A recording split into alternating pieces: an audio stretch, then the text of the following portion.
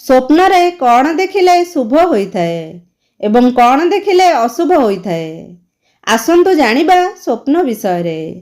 1ରେ, ଯଦି ଆପଣ ସ୍ୱପ୍ନରେ ପାଗଳକୁ ଦେଖୁଛନ୍ତି, ତାର ଅର୍ଥ ହେଉଛି କି ଶୁଭ କାର୍ଯ୍ୟରେ ଆଗକୁ ବଢ଼ିବା। 2ରେ, ଯଦି ଆପଣ ସ୍ୱପ୍ନରେ ଜଳୁଥିବା ମୁର୍ଦାର ଦେଖୁଛନ୍ତି, ତାହେଲେ ଆପଣଙ୍କୁ ଶୁଭ ସମାଚାର ମିଳିବ। 3ରେ, ଯଦି ଆପଣ ସ୍ୱପ୍ନରେ ବରଯାତ୍ରୀ ଯିବା ଦେଖୁଛନ୍ତି, ତାହେଲେ ସେଥିପାଇଁ ବି ଆପଣଙ୍କୁ ଶୁଭ ଖବର ମିଳିବ। 4ରେ, ଯଦି ସ୍ୱପ୍ନରେ ଆପଣ କବର ଖୋଳିବା ଦେଖୁଛନ୍ତି, ତାର ଅର୍ଥ ଧନର ଆଗମନ ହେବ ଏବଂ ନୂତନ ଘର ନିର୍ମାଣ ହେବ। 5ରେ, ସ୍ୱପ୍ନରେ ଯମରାଜକୁ ଦେଖିଲେ ଏହା ରୋଗ ଦୂର ହୋଇଯିବାର ସଂକେତ ହୋଇଥାଏ। 6ରେ, ଯଦି ଆପଣ ସ୍ୱପ୍ନରେ କଳା ବିଲେଇକୁ ଦେଖୁଛନ୍ତି, ତାହେଲେ ନିଶ୍ଚିତ ଆପଣଙ୍କୁ ଶୁଭ ସମାଚାର ମିଳିବ। 7ରେ, ସ୍ୱପ୍ନରେ ରକ୍ତ ଦେଖିଲେ ତାହେଲେ ବୁଝିଯିବାର ଅଛି ଯେ ବହୁ ଜଲ୍ଦି ଆପଣଙ୍କୁ ଧନ ମିଳିବ। 8ରେ, ଯଦି ଆପଣ କେବେ ବି ସ୍ୱପ୍ନରେ ଗଧ ଦେଖୁଛନ୍ତି, ତାହେଲେ ନିଶ୍ଚିନ୍ତ ଆପଣଙ୍କୁ ଆପଣଙ୍କର ପ୍ରେମ ମିଳିବ। 9ରେ, ସ୍ୱପ୍ନରେ ଘରେ ନିଆଁ ଦେଖିଲେ ତାର ମାନେ ହେଉଛି କି ସରକାରଙ୍କ ତରଫରୁ ଆପଣଙ୍କର ଲାଭ ହେବ। 10ରେ, ସ୍ୱପ୍ନରେ ଯଦି ଆପଣ ନିଜେ ଚକୋଲେଟ୍ ଖାଇବାର ଦେଖିଲେ, ତାହେଲେ ବହୁ ଜଲ୍ଦି ଆପଣଙ୍କର ଭଲ ସମୟ ଆସିଯିବ। 11ରେ, ଯଦି ସ୍ୱପ୍ନରେ ଆପଣ ଚୁମ୍ବନ ନେବାର ଦୃଶ୍ୟ ଦେଖୁଛନ୍ତି, ତାର ଅର୍ଥ ହେଉଛି କି ଆର୍ଥିକ ସ୍ଥିତି ମଜବୁତ ହେବ। 12ରେ, ଯଦି ସ୍ୱପ୍ନରେ ଆପଣଙ୍କୁ ହାଡ଼ ଫୁଟି ହେବାର ଦେଖୁଛନ୍ତି, ତାହେଲେ ଧନ ପ୍ରାପ୍ତି ହେବ। 13ରେ, ସ୍ୱପ୍ନରେ ଯଦି ଆପଣ ଚୋରକୁ ଧରିବା ଦୃଶ୍ୟ ଦେଖୁଛନ୍ତି, ତାର ଅର୍ଥ ହେଉଛି କି ଧନ ଆସିବାର ସୂଚନା ମିଳିଥାଏ। 14ରେ, ଯଦି ଆପଣ ସ୍ୱପ୍ନରେ ଜଳ ପ୍ରବାହିତ ହେବାର ଦୃଶ୍ୟ ଦେଖୁଛନ୍ତି, ତାହେଲେ ଆପଣଙ୍କୁ ମାନ ସମ୍ମାନ ପ୍ରାପ୍ତି ହେବ। 15ରେ, ସ୍ୱପ୍ନରେ ଯଦି ଆପଣ ଖାଲି ଜଞ୍ଜିର ଦେଖୁଛନ୍ତି, ତାର ଅର୍ଥ ହେଉଛି କି ବହୁ ଜଲ୍ଦି ଆପଣଙ୍କ ଉପରେ ବଦନାମ ଲାଗିବାର ଆଶଙ୍କା ଅଛି। ସତର୍କ ହୋଇଯାଆନ୍ତୁ, ଏବେ ସାବଧାନ ରୁହନ୍ତୁ। 16ରେ, ଯଦି କେବେ ଆପଣ ସ୍ୱପ୍ନରେ ପେଚା ଦେଖୁଛନ୍ତି, ତାହେଲେ ଆପଣଙ୍କୁ ଏହା ଦୁଃଖ ଆସିବାର ସଂକେତ ଦେଇଥାଏ। 17ରେ, ସ୍ୱପ୍ନରେ ଯଦି ଆପଣ ଡାକ୍ତର ଦେଖୁଛନ୍ତି, ତାର ଅର୍ଥ ହେଉଛି କି ବହୁ ଜଲ୍ଦି ଆପଣଙ୍କୁ ନିରାଶ ମିଳିବ। 18ରେ, ଆପଣ ସ୍ୱପ୍ନରେ ଖଣ୍ଡା ଦେଖିଲେ ତାର ଅର୍ଥ ହେଉଛି କି ଶତ୍ରୁ ଉପରେ ବିଜୟ ହାସଲ କରିବା। 19ରେ, ଯଦି ଆପଣ ସ୍ୱପ୍ନରେ ପ୍ରଜାପତି ଦେଖୁଛନ୍ତି, ତାହେଲେ ଜଲ୍ଦି ଆପଣଙ୍କର ବିବାହ ହେବ କିମ୍ବା ଆପଣଙ୍କୁ ପ୍ରେମ ମିଳିବ, ସେଥିପାଇଁ ଖୁସି ହେଇଯାଆନ୍ତୁ। 20ରେ, ସ୍ୱପ୍ନରେ ଯଦି ଆପଣ କୌଣସି ଜିନିଷର ବିସ୍ଫୋରଣ ଶୁଣୁଛନ୍ତି, ତାହେଲେ ଆପଣଙ୍କ ଜୀବନରେ କଷ୍ଟ ବଢ଼ିବାର ଆଶଙ୍କା ଅଛି, ସାବଧାନ ହୋଇଯାଆନ୍ତୁ।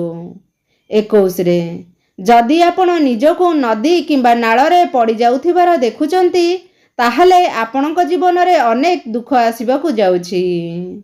ଆପଣ ସ୍ୱପ୍ନରେ ଯଦି ମାନଚିତ୍ର ଦେଖୁଛନ୍ତି, ତେବେ ବହୁ ଜଲ୍ଦି ଆପଣଙ୍କୁ ଅସୁବିଧାରୁ ବାହାରିବା ପାଇଁ ରାସ୍ତା ମିଳିଯିବ। 23ରେ, ଯଦି ଆପଣ ସ୍ୱପ୍ନରେ ନାଗସାପକୁ ଗାତ ଭିତରେ ପଶୁଥିବାର ଦେଖୁଛନ୍ତି, ତାହେଲେ ଆପଣଙ୍କୁ ଧନ ମିଳିବ। 24ରେ, ସ୍ୱପ୍ନରେ ଯଦି ଆପଣ ଅଜାଆଈଙ୍କୁ ଦେଖୁଛନ୍ତି, ତାହେଲେ ଆପଣଙ୍କର ପାରିବାରିକ ସୁଖ ବଢ଼ିବ। 25ରେ, ଯଦି ଆପଣ ସ୍ୱପ୍ନରେ ପରୀ ଦେଖୁଛନ୍ତି, ତେବେ ବହୁ ଜଲ୍ଦି ସଫଳତା ଆପଣଙ୍କର ପାଦ ଛୁଇଁବା ସହିତ ସ୍ୱାସ୍ଥ୍ୟ ଭଲ ରହିବ। 26ରେ, ଆପଣଙ୍କୁ ଯଦି ସ୍ୱପ୍ନରେ ପୁରସ୍କାର ମିଳୁଥିବାର ଦେଖିବେ, ତାହେଲେ ଆପଣଙ୍କର ହାନି ହେବ। 27ରେ, ଯଦି ଆପଣ କାହାକୁ ସ୍ୱପ୍ନରେ ପରିସ୍ରା କରୁଥିବାର ଦେଖୁଛନ୍ତି, ତାହେଲେ ଆପଣଙ୍କର ସବୁ ସଙ୍କଟ ଦୂର ହେବା ସହିତ ଧନ ପ୍ରାପ୍ତି ହୋଇଥାଏ।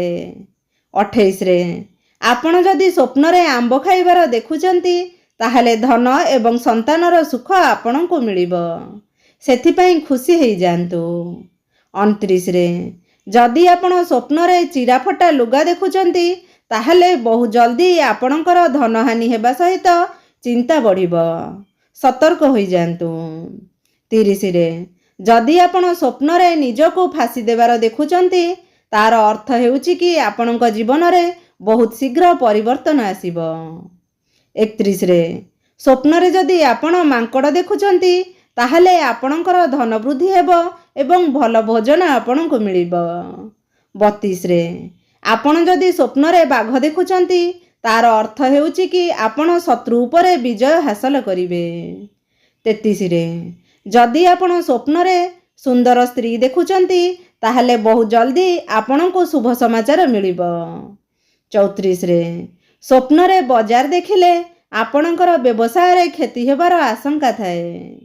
35 ଆପଣ ଯଦି ସ୍ୱପ୍ନରେ ବିଛା, ସାପ କିମ୍ବା ଭୟଙ୍କର ଜନ୍ତୁ ଦେଖୁଛନ୍ତି ତାର ଅର୍ଥ ହେଉଛି କି ବହୁ ଜଲ୍ଦି ଆପଣଙ୍କୁ ଧନ ମିଳିବାର ଅଛି। 36 ଯଦି ଆପଣ ସ୍ୱପ୍ନରେ ନିଜ ଭାଇକୁ ଦେଖୁଛନ୍ତି ତାହେଲେ ଆପଣଙ୍କର ଭାଇର ଆୟୁ ବୃଦ୍ଧି ହେବା ସହିତ ରୋଗ ଦୂର ହେବ। 37 ସ୍ୱପ୍ନରେ ଭିକାରୀ ଦେଖିଲେ ଆପଣ କରିଥିବା କାର୍ଯ୍ୟର ଭଲ ପରିଣାମ ମିଳିବ। 38 ଯଦି ଆପଣ ସ୍ୱପ୍ନରେ ଭେଡ଼ିଆ ବା ଖାଲି ଗଧିଆ ଦେଖୁଛନ୍ତି ତାର ଅର୍ଥ ହେଉଛି କି ଆପଣଙ୍କ ସହିତ କିଛି ଅଶୁଭ ହେବାକୁ ଯାଉଛି, ସାବଧାନ ହୋଇଯାଆନ୍ତୁ।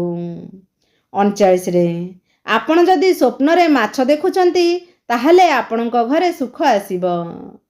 40 ଯଦି ଆପଣ ସ୍ୱପ୍ନରେ ଘର ତିଆରି ହେବାର ଦେଖୁଛନ୍ତି ତାହେଲେ ଆପଣଙ୍କର ମାନ ସମ୍ମାନ ବୃଦ୍ଧି ହେବ। 41 ଆପଣ ଯଦି ସ୍ୱପ୍ନରେ କାହାକୁ କାନ୍ଦିବାର ଦେଖୁଛନ୍ତି ତାହେଲେ ଆପଣଙ୍କ ଜୀବନରେ ଖୁସି ବଢ଼ିଯିବ। 42 ଯଦି ଆପଣ ସ୍ୱପ୍ନରେ ମୁର୍ଦାର ଯାଉଥିବାର ଦେଖୁଛନ୍ତି ତାହେଲେ ଆପଣ ବିନା କାମରେ ମାଲେମାଲ ହେଇଯିବେ।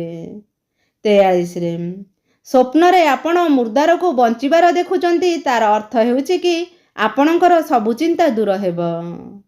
44 ସ୍ୱପ୍ନରେ କଫନ ଦେଖିଲେ ଆପଣଙ୍କର ଆୟୁ ବଢ଼ିଥାଏ। 45 ଯଦି ଆପଣ ସ୍ୱପ୍ନରେ ରାକ୍ଷସକୁ ଦେଖୁଛନ୍ତି ତାର ଅର୍ଥ ହେଉଛି କି ବହୁ ଜଲ୍ଦି ଆପଣଙ୍କ ଜୀବନରେ ସଙ୍କଟ ଆସିବ, ସେଥିପାଇଁ ସତର୍କ ହୋଇଯାଆନ୍ତୁ। 46 ସ୍ୱପ୍ନରେ ଯଦି ଆପଣ ଲୁହା ଦେଖୁଛନ୍ତି ତାହେଲେ ବହୁତ ପରିଶ୍ରମ କଲା ପରେ ଆପଣଙ୍କୁ ସଫଳତା ମିଳିବ। 47 ଯଦି ଆପଣ ସ୍ୱପ୍ନରେ ବିଦାୟ ସମାରୋହରେ ଭାଗ ନେଇଛନ୍ତି ତାହେଲେ ଆପଣଙ୍କୁ ବ୍ୟାପାରରେ ଭଲ ଲାଭ ମିଳିବ। 48 ଆପଣ ଯଦି ସ୍ୱପ୍ନରେ କାହାର ଶ୍ରାଦ୍ଧ କରୁଛନ୍ତି ତାର ଅର୍ଥ ହେଉଛି ଆପଣଙ୍କର ଭଲ ସମୟ ଆସିବାର ଅଛି। 49 ସ୍ୱପ୍ନରେ ଯଦି ଆପଣଙ୍କୁ ହୀରା ମିଳୁଥିବାର ଦେଖୁଛନ୍ତି ତାର ଅର୍ଥ ହେଉଛି କି ଆପଣଙ୍କର ଧନ ବୃଦ୍ଧି ହେବ, କିନ୍ତୁ ବହୁତ ସଂଘର୍ଷ କଲା ପରେ। 50 ଯଦି ଆପଣ ସ୍ୱପ୍ନରେ କାହାକୁ ଦୁଃଖ, କଷ୍ଟ, ଯନ୍ତ୍ରଣାରେ ପଡ଼ିଥିବା ଦେଖୁଛନ୍ତି ତାହେଲେ ଆପଣଙ୍କୁ ବହୁତ ଶୀଘ୍ର ଦୁଃଖରୁ ମୁକ୍ତି ମିଳିବ। ସାଙ୍ଗମାନେ, ଆଜିର ଭିଡ଼ିଓଟି ଯଦି ଆପଣମାନଙ୍କୁ ଭଲ ଲାଗିବ ମୋତେ କମେଣ୍ଟ ମାଧ୍ୟମରେ ନିଶ୍ଚିନ୍ତ ଜଣାଇବେ। ତା ସହିତ ଭିଡ଼ିଓଟିକୁ ଲାଇକ୍ କରିବେ, ଚ୍ୟାନେଲକୁ ସବସ୍କ୍ରାଇବ୍ କରିବେ। ଜୟ ଜଗନ୍ନାଥ।